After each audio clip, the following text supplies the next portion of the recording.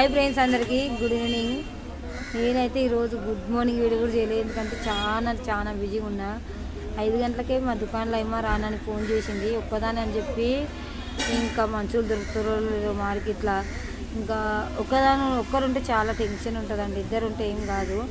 ఎందుకంటే ఇద్దరం మనుషులను తేలాడుతాం ఎవరొకరము. ఆమె ఒక్కదాన్ని ఎక్కడ చూసుకోవాలని చెప్పి టెన్షన్ అయ్యి నేను బస్సు మిస్ అవుతుందని వీడియో కూడా చేయలేకపోయినా.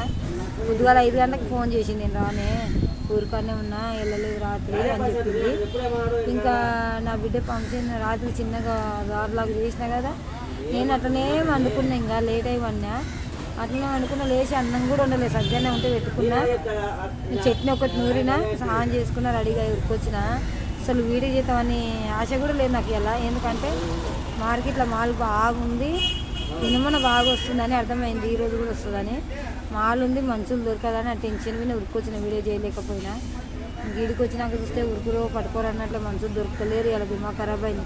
మా చెల్లెలు వచ్చి మా ఇంటికాడ వన్నాక అప్పులను దొరుకుని వచ్చినాయి ఇలా పొద్దుగాల. దిమాగ్ ఖరాబ్ అయింది. ఇప్పటి వరకు అయితే మా పని అయిపోయింది. ఇప్పుడు అన్నం తిన్నా. ఓ మై గాడ్, వీడియో చేస్తుంటే చూసి నవ్వుకుంటూ అవుతుంటే నాకు నవ్వు వచ్చింది. ఏం చేస్తాం. ఇంకా ఏమైందంటే ఇప్పుడే ఇంతకుముందే పని అయిపోయింది. వీడియో చేద్దాము, ఇలా వీడియోనే చేయాలని చెప్పి వీడియో చేస్తాము. మామూలుగా చేద్దాం అనిపించింది, చేస్తున్నా. లైక్ చేయండి, షేర్ చేయండి, సపోర్ట్ చేయండి ఫ్రెండ్స్.